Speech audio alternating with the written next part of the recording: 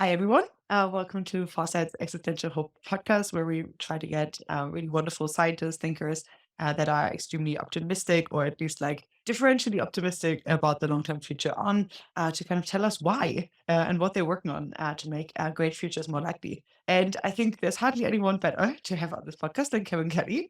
I think Kevin has been, almost like a kind of like an artifact of kind of like positive future thinking, and has been for quite some time, really.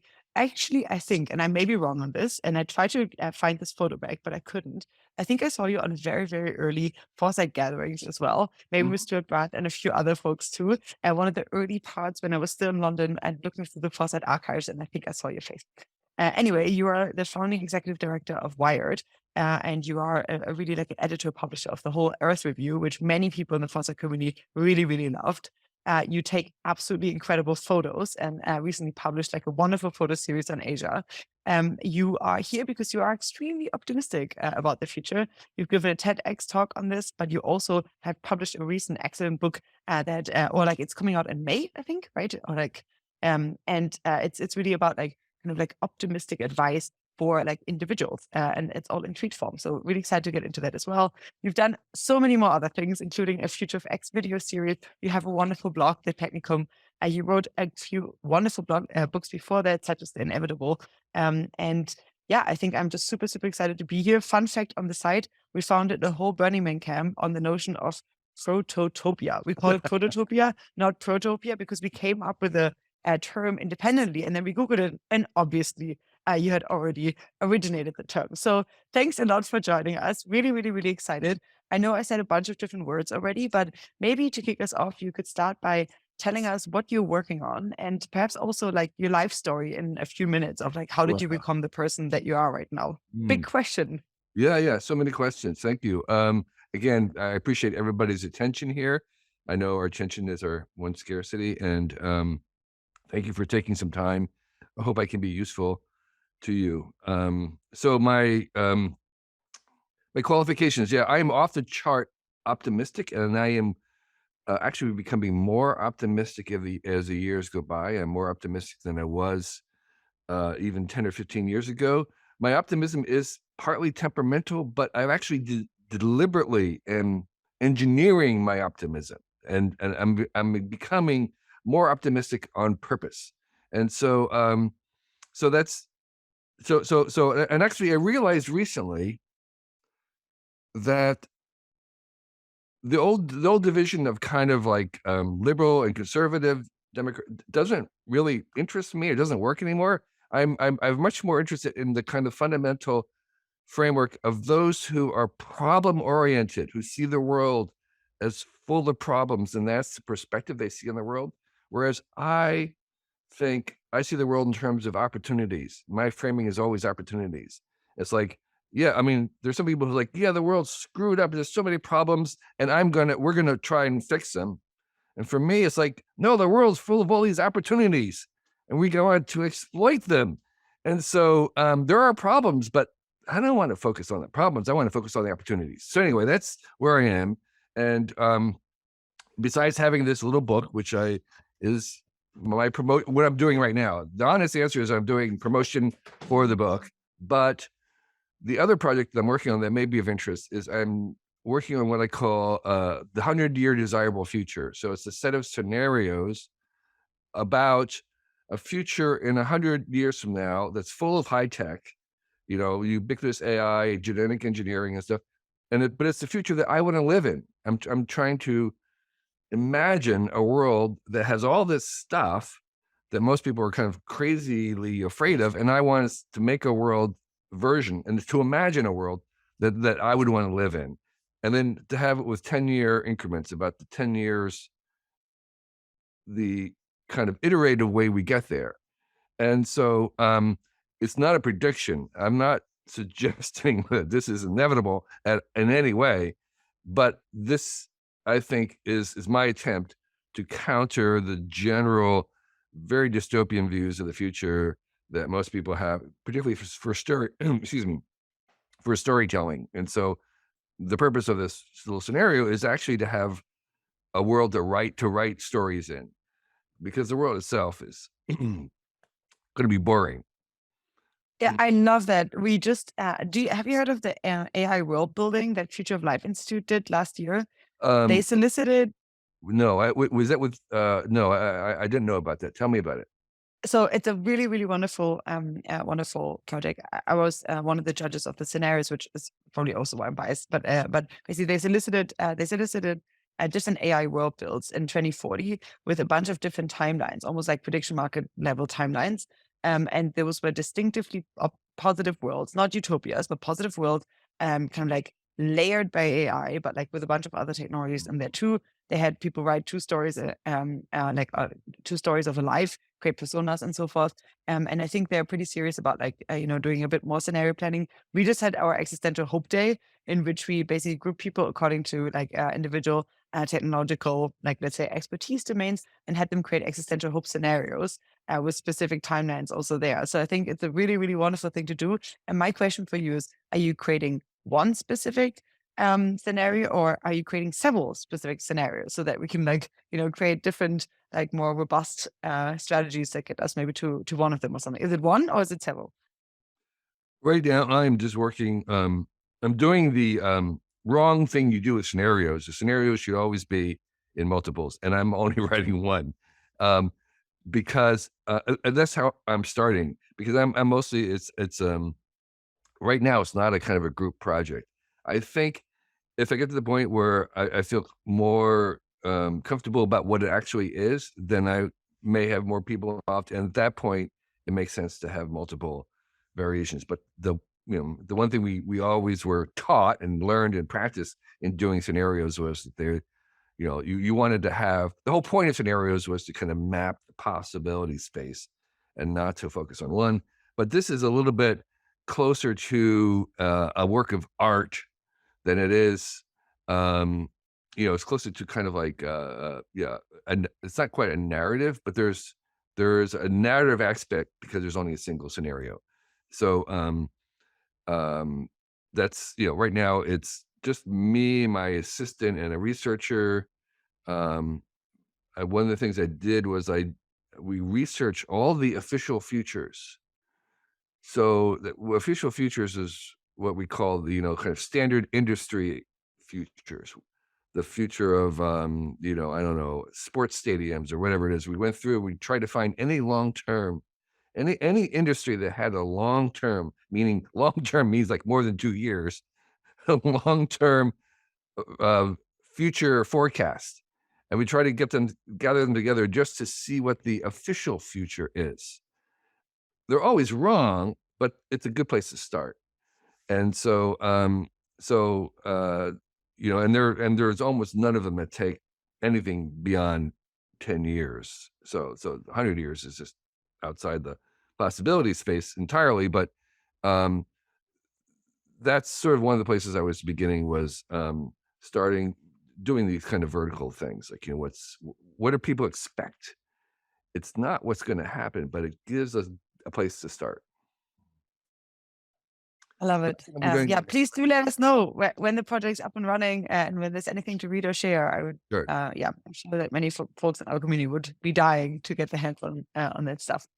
Um, Very cool. So, I mean, you've been around for a while and have, I think, seen like many different technological, like, shifts and like opportunities. And then also, like, let's say, Christine Peterson made this great point on a panel the other day of just like, um, technologies are coming, but sometimes not quite as fast as we thought, at least in the early Foresight Yeah. community.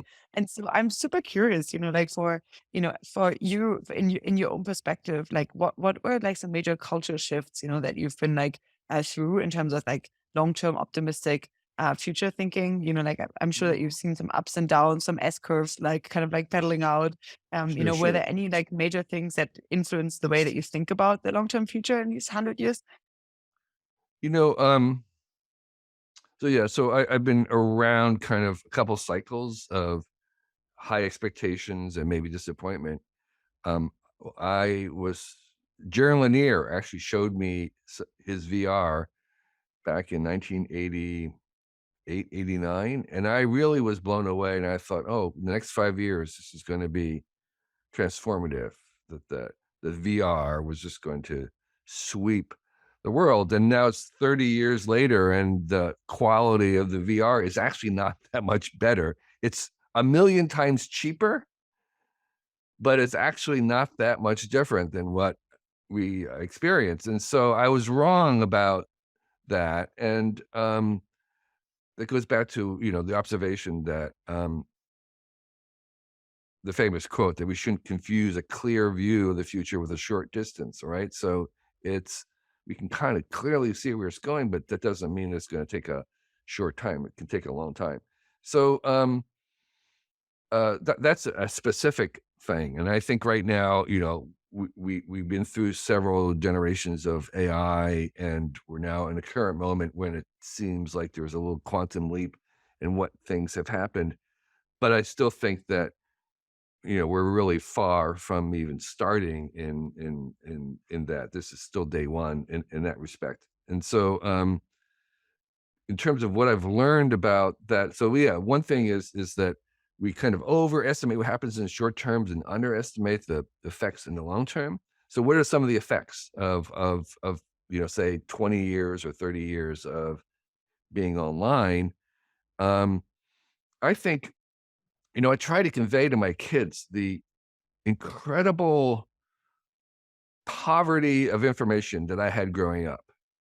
How it's really hard to just imagine how impossible it was to find out about things, to get some information if you were interested in something or to learn about it. It was so difficult, and that was part of the genius of the Whole Earth Catalog, because it's the first little portal in which you could find out some of this knowledge that was known, but just not accessible. And that was the subtitle, was access to tools. And so, I think the state that we're in right now, where we assume as a default that we can just reach up and get information that we need, check to read anything, to read the bio, take a person here, I can read about you, I can find out anything I want. That has accelerated learning and accelerated our own transformation to a degree that we don't appreciate. I mean, because it's sort of like the default, it's almost invisible. But I think that the change is just uh, it's hard to even measure it, because anything we want to do, from being an activist to trying to invent something, to start something, to learn, to change your mind, to find out, is now I don't know, at least a million times easier. And so, Yeah. that has really, really moved our culture, and it's accelerating everything. So, again, I'm a total YouTube fanatic, and I can talk about YouTube, and I think YouTube is just highly underappreciated in terms of the accelerant that it's working on the culture, in the ways that it's not just makeup tutorials or people in the workshops, as brain surgeons who are recording their operations, and they have a little innovation they do, and within days someone else has taken that and done it. The other brain surgeon is using it, and they're improving it, and it's just accelerating everything. And that, I think, is one of the fundamental things that we haven't really reckoned, or what's the word I want, acknowledged. And I think that's been the big change in the culture. Yeah, I agree. I think it would be nice to perhaps find a way to make people aware how hard it was to find something out. I remember when I was driving from Hamburg to Amsterdam, I already had Google Maps. My dad literally wanted to give me a physical map and mapped in where I'd have to get off even just that type of thinking, asking around where you'd have to go to the next city, in a pub or something. Even just that is just incredibly much easier now. But yeah, I think to the YouTube point also, I totally second that. We have lots of technical seminars too at Foresight, on biotech, neurotech, and so forth. And I often get these emails of just someone that basically said this is so much more valuable than most of the stuff that I learned in my university, because it's just people talking about how hard it is to build a company in this space, or a new specific research area that they're exploring that may not be right in the academic setting. And I think this kind of gradual kind of undercurrent of education that you get through YouTube, which is very tailored to exactly what you want. There's probably a YouTuber out there that gives it to you. Is I think really it's very, Right. very special. So the obvious question to ask ourselves is, okay, if that's been what's changed in the past 20 years because of communication technologies, how will it change in the next 20 years? Right? Where, what kinds of things might we expect in the next 20 years, just 20 years alone? Well, I mean, and I think one of the things that's happening right now with the AI that I find very, very exciting is, the our kind of moment right now of realizing that, the AIs can make stuff up. Um, and how do we trust them? I think is a very, very profound disturbance in the force, because it's going to require us to sort of up our game and develop new tools of deciding how we decide something's true or not. And I don't just mean news. I mean even things like, say, within science. I mean just generally, how do we ascertain what we can trust and not trust, what's truthful and what's not? How do we decide if something is actually true? What kind of a consensus do we need? Is it just consensus? Is it beyond that? And so right now, we kind of do it in an intuitive way. We have experts, we have things like that. But that is going to become much more, I guess, mechanical, much more embedded. And to do that, we kind of have to know a lot more about how it is that we decide and accept that something is true or not. And um, so it's like, or, yeah, you need to have it source cited. Okay, well then that source have other sources. And how many sources down do we need to go before we're kind of accepting that? And how much of a consensus is needed? So anyway, I think that we're moving into this, epistemological frontier where, because we have AIs involved and not humans, if humans do it, we kind of accept things. But the AIs, for us to accept it, we need a lot more precision, a lot more fundamental apparatus to make it happen. And I think this is going to be a very messy journey for the time being, which is to me very exciting, because there's an opportunity to actually develop and increase our ability to learn by developing these questions about how do we get to something truthful faster? How do we get that consensus fast, if that's what's required? And I don't know what it is. So anyway, I think that the kind of the little glitches of doubt that come up from the AI chatbots about whether we can trust things or not is not a problem. It's an opportunity. So Yeah.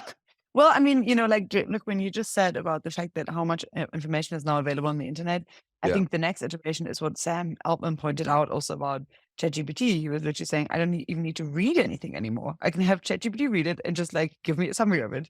And that has good and bad and bad consequences. But for sure, like, I recently there's this thing in human ethics called the reflective equilibrium, where basically you take your intuitions to a bunch of situations, you construct heuristics for them, and then you can update your intuitions or your principles based on whether they still apply to new situations that you encounter or other objections. For me, I did that on the trolley dilemmas in like an ethics undergrad. It took me like, I don't know, a whole year, like 120 trolley dilemmas or something.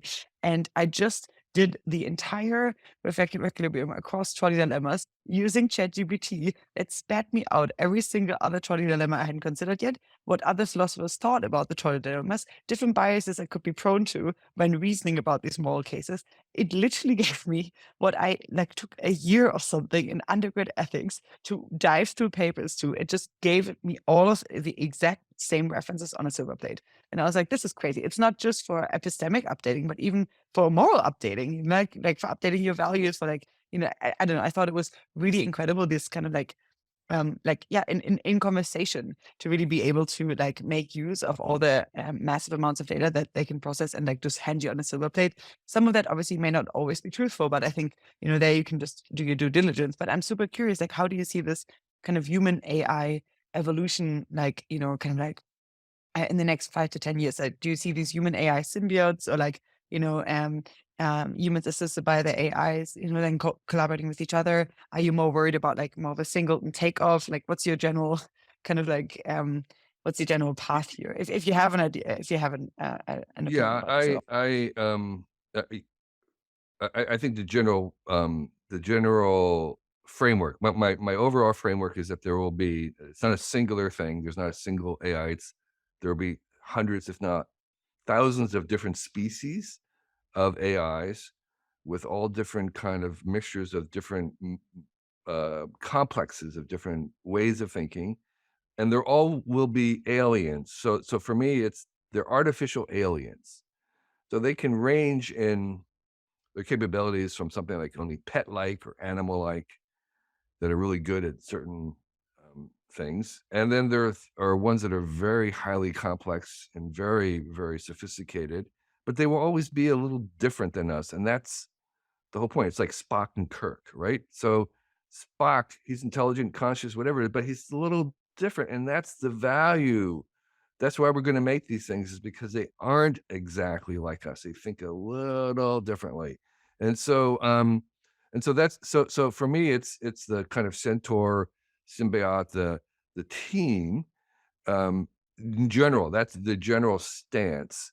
And the idea of them taking over and stuff, I totally reject. That's in my view, a religious, mythological misunderstanding. And I've written about that, why I think it's a kind of why it's a myth, the singularity, paperclip stuff, all that is just a misunderstanding of our own what intelligence is, as far as we know. So yeah, in the immediate, while I think the long range thing is this kind of having a whole network of thousands of different species of AIs, many of them we're going to invent in order to solve problems that our own minds cannot solve alone, but together we can solve more. And in some ways, the more varieties of minds you have, the more things you can do. And the idea of a general intelligence is also, for me, a completely misguided idea. I don't think there is such a thing as general intelligence. I think there's a possibility space, and that actually human-like intelligence is way off on the edge. So, like on the galaxy, we're not at the center of anything. We're not general anything. We're a very, very specific kind of intelligence that was evolved on this planet to solve certain problems. And once we meet other kinds of intelligences, we'll realize that it's like having a general tool or a general machine. We don't make a general machine to do things. We make very specific machines to do things. And ones that are tailored to something in particular are always better than the other things. We have an iPhone that does lots of things really good, but a specific camera is still better than the camera on your iPhone. And, so we accept that little trade-off of having the Swiss Army knife version of things, but it doesn't mean that the iPhone is superior to all machines. It's not. Machines have to be there's always a trade-off. There's an engineering trade-off, which is you cannot optimize everything. That's just the engineering.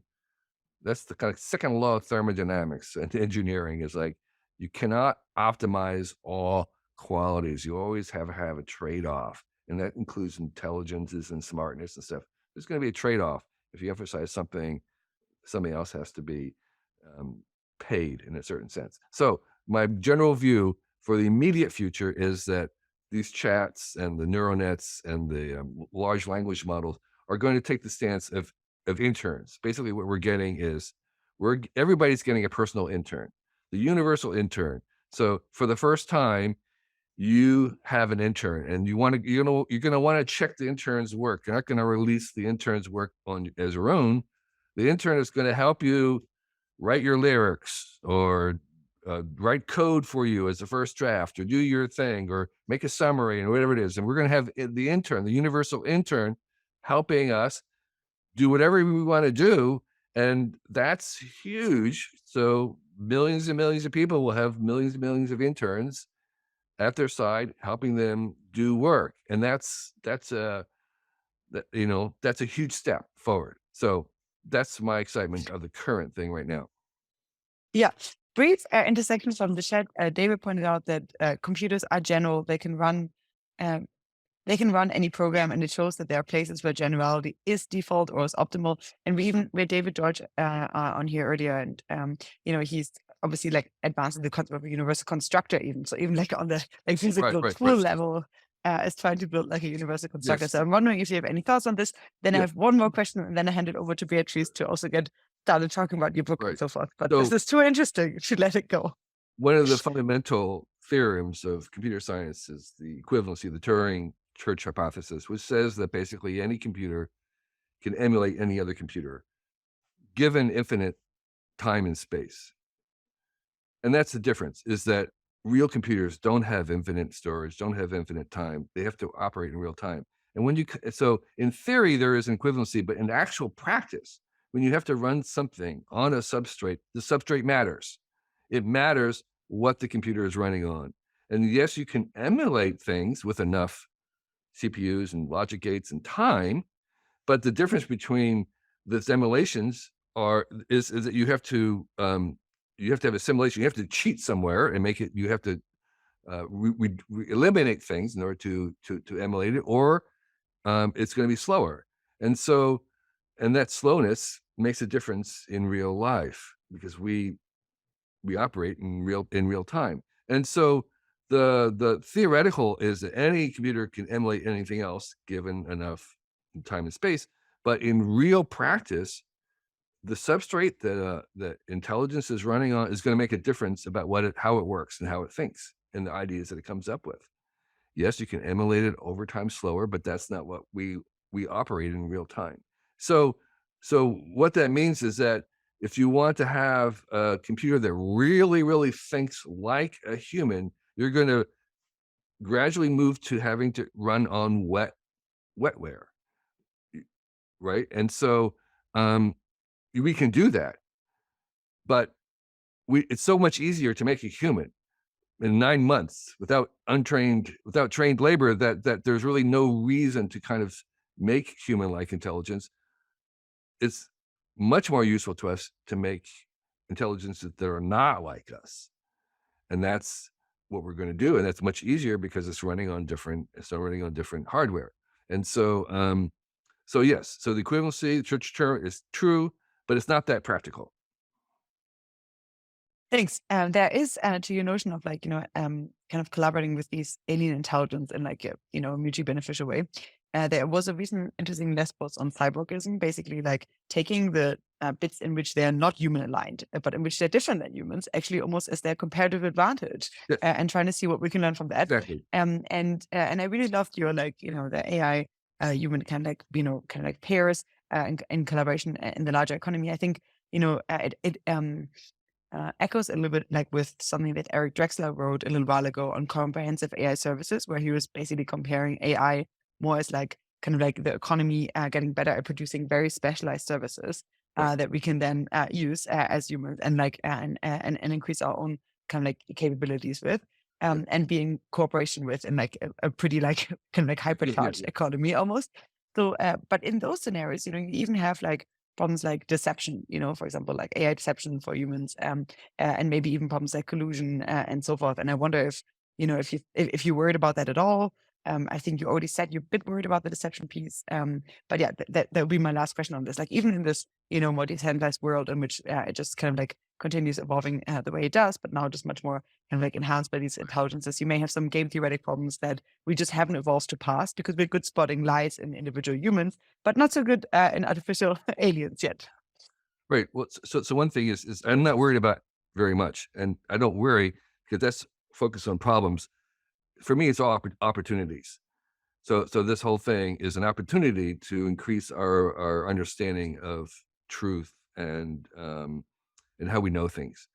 So the other thing about it, the service, which is also true, I think the bulk of AI is going to be served as a utility service. You're not going to generate it yourself. There'll be some where you might own the thing that's making AI, but most AI is going to be sent to you, delivered to you like electricity. You'll just buy as much AI as you want, and you'll consume it in the same way that most of us are not generating our own electricity. We might have a backup one, or we may have solar panels on our house and we're kind of contributing it. But by and large, electricity is a commodity and a utility, and AI is going to be in much the same way for most of it, for say 90% of it, and it'll also be invisible. Most of the AI we're not even going to see. It's going to be in the back office doing stuff, and it's going to be successful because the mark of a successful technology is it disappears from our consciousness. We're not aware of it. So behind the walls in my house are the plumbing and the electrical stuff and all that really good infrastructure stuff that I'm not even aware of. And I don't want to be aware of it. And a lot of the AI is going to be the same thing. It's just going to be operating in the background and we're not going to think about it. We're not going to interface with it. And that's where the bulk of it is going to be done as a service, as a utility. Wonderful. We'll leave it at that. And I'm excited to hand over to Beatrice to talk a bit more about existential hope, kind of like, like the long-term scenario bits, hopefully discuss a little bit, like the very practical advice you give in your book. And yeah, thank you so much. This was quite the wild ride already. Yeah, I think I think it was quite the wild ride already. It was definitely um, a great sort of taste already of like I feel like I got the answer. You're very optimistic about the future, which is usually what I ask people. Um, yeah, I think I came across you first when I read your book, The Inevitable, about like these technologies that you sort of believe are uh, inevitable, that these technologies will arrive and they will really shape our world as it is. And I also, at the Future Forum last year, you had this debate with Anders Sandberg about like technology being deterministic. And I think you were arguing that you think technology is like deterministic. Do you want to just briefly like pitch this to this group? Make the case. Yeah. One of the things I would say about it is that I'm a reluctant technological determinist in the sense that I didn't start off there, and I'm not really that happy that I am, but I am that, and so I've become convinced that there is a general developmental sequence of technologies that are mostly governed by just the physical nature of things. So the and by the way, because I see technology as an extension of the same self-organizing force that runs through life and evolution, it's an accelerated version of evolution. I also in in a much smaller camp in the biological evolution, thinking that there's directions in evolution itself, biological evolution. So that's not the Stephen Jay Gould version of if you replay the tape of life that he said you get everything completely different. And I'm from no. You actually, if you replace the tape of life on the same kind of general conditions, you would get some of the basic forms would be the same. So, the solution of a quadruped on a planet of our size and gravity, you're going to have quadrupeds again and again. You will never have a zebra if you rewind it. Species are completely inherent and unpredictable, but but larger forms of them, the basic blueprint of a quadruped is going to repeat because that's just a physical solution. And so I think there's lots of similar things in technology that like once you have discovered electrical currents and signal capacity, you're going to make telephones on any planet, anywhere, under any political regime throughout the galaxies. That's going to be a common pattern, and there'll be the sequence of things that are discovered because so my argument is one, if you study science, the idea of simultaneous independent invention is the norm. There isn't the things that we come up with are not dependent on some heroic genius. They're networked ideas and they're coming about because all the other ideas next to it have been done, and that's the next logical thing. And so, famously, Alexander Graham Bell two people patented the telephone on the same day. Elisha Gray would have been the inventor of the telephone had he been there a few hours earlier.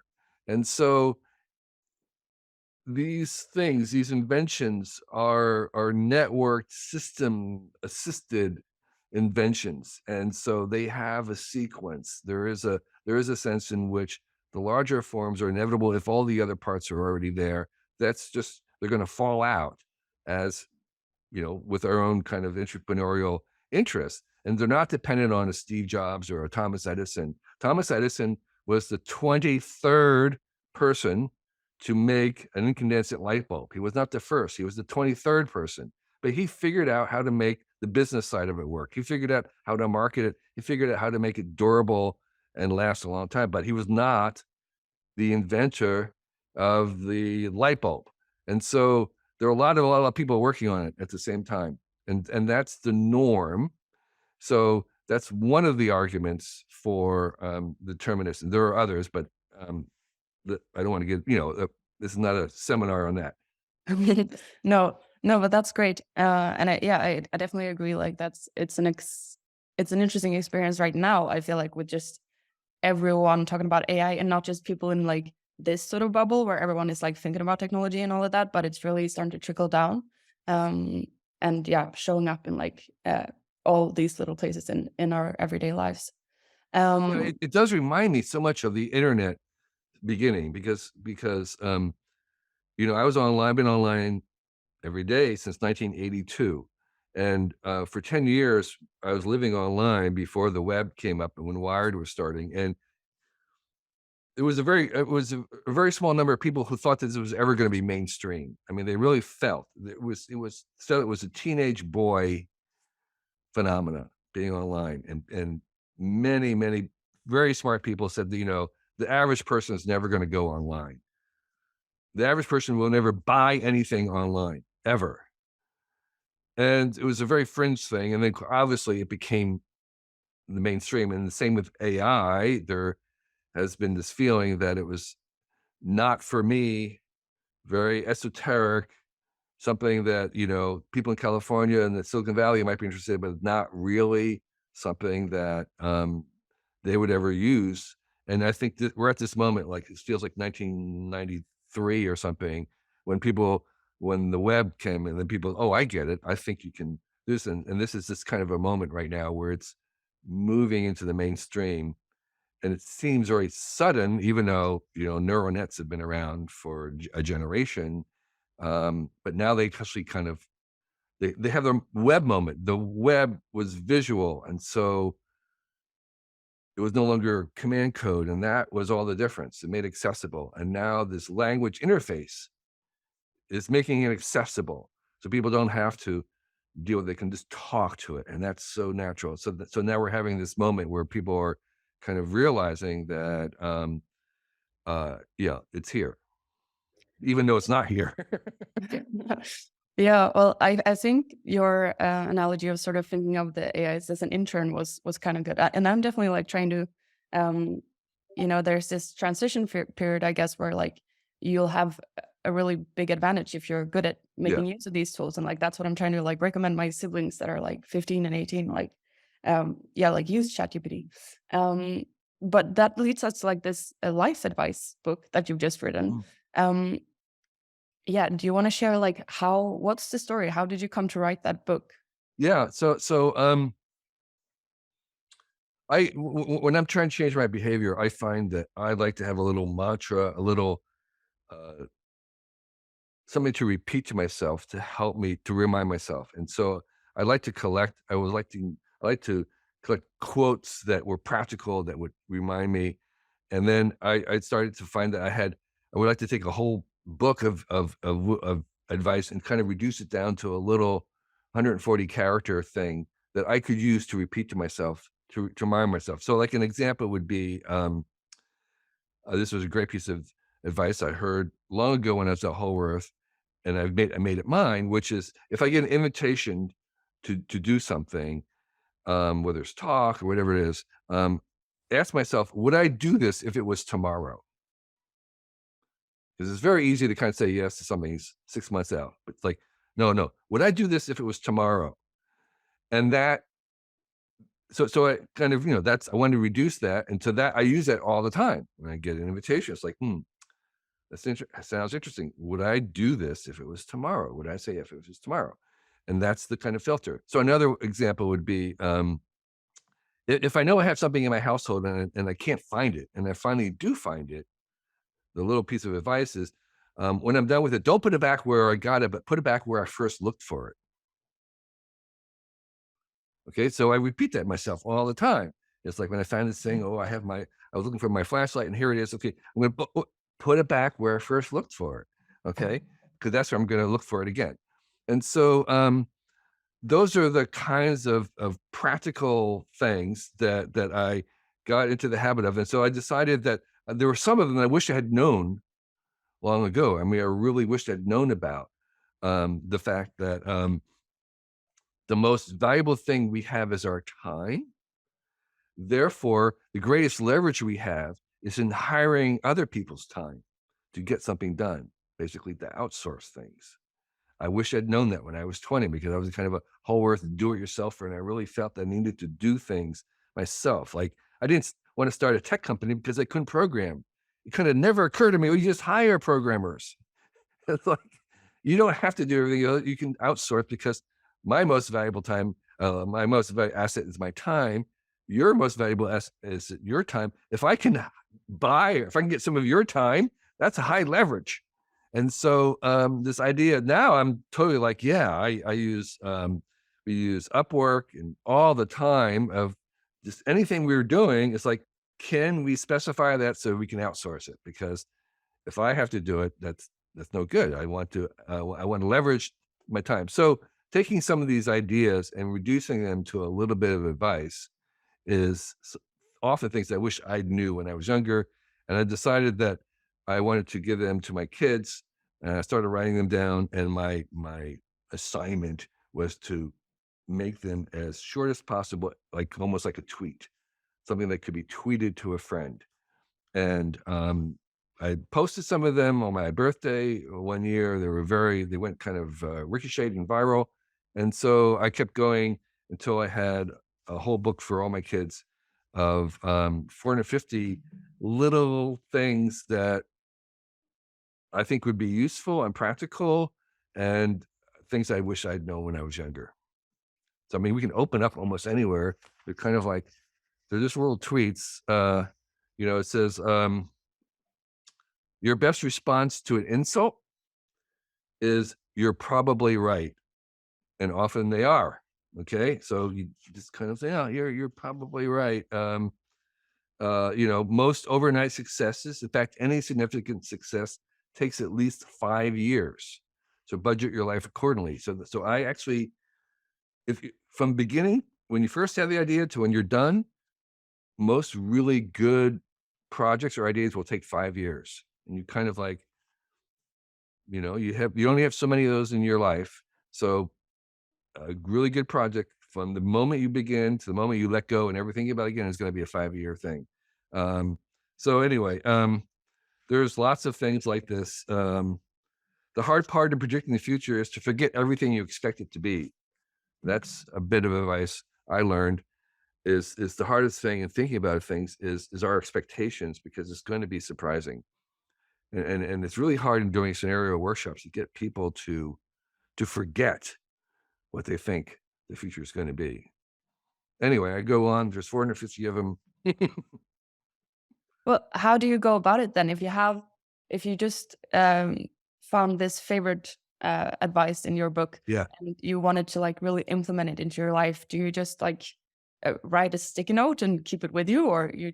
No, I try to make it into these little aphorisms and proverbs that I can remember when I need to. So it's like, if I'm working on something, okay, so like for me as a writer, there's lots of advice that I just repeat to myself. Well, first of all, that you want to separate the writer from the editor. You can't write and edit at the same time. When you're writing, you have to not be judgmental, not have the editor. Don't let the editor anywhere near your writing as you're writing the first draft. You just want to separate those functions, including when you're painting. When I do a piece of art every day, I don't want to have the editor, gallerist, judge over my shoulder while I'm creating. Once you're done that, then you go back and say, design good? No, I got to change this. This is terrible. This sucks. Whatever it is, I'm going to change this part. Then you bring the judge in, and then you go through another cycle again and again. But you have to separate those. You can't, if you have the editor looking over your shoulder while you're writing, the editor's going to not let you get very far. And so that, so when I'm sitting down to write, I have to remind myself not to let the editor near the first version of the first draft. I'm just gonna write. I'm gonna write stupid, crummy, terrible stuff, and that's the process. So for me, the handle, reducing them to little tiny tweets was the handle that I needed to bring them forward when they were needed. Yeah, I skimmed through like a few of the advice, and it was really, really a wonderful book. Um, so I can definitely recommend it. I see people in the chat already saying they were gonna order it also. Um, so I think one thing that I wanted to ask you also, because you already sort of said that you always sort of frame everything from a opportunities framework. Um, and I guess, like, have you always been this way, or did you ever have a particular experience that made you like so excited and hopeful about the future? Well, as I said in the beginning, I think I have a natural sunny temperament, but I would not have described myself in terms of optimism before. I think optimism, I have a learned optimism. Let me put it that way. I actually, um, I learned to be more optimistic than I even am naturally. And I've learned it because I feel and the evidence seems to me is that I'm a better person when I'm optimistic, and I believe that I'm more useful when I'm optimistic, and I believe that, in some ways, I'm that's my job in life as well. Is and so I've become deliberately more optimistic, even though I am naturally, naturally sunny in terms of my view. So there's a great book called Humankind that I think more people should read, and I forget the name of the author.